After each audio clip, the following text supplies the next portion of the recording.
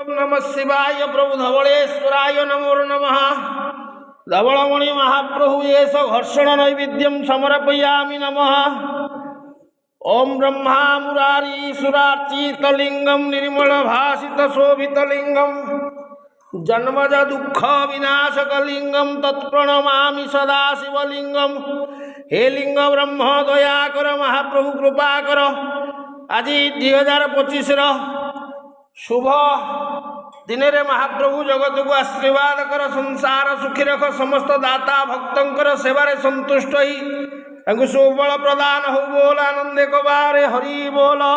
दाता भक्तों को आशीर्वाद कर महाप्रभु एष घर्षण नैवेद्यम समर्पयामि नमो नमः। पूर्वस्वः श्री धवलेश्वराय नमः। शुभ बुधवार आज महाप्रभु नववर्षे धवलेश्वर महाप्रभुंकर आशीर्वाद जगत उपरे प्रदान हो।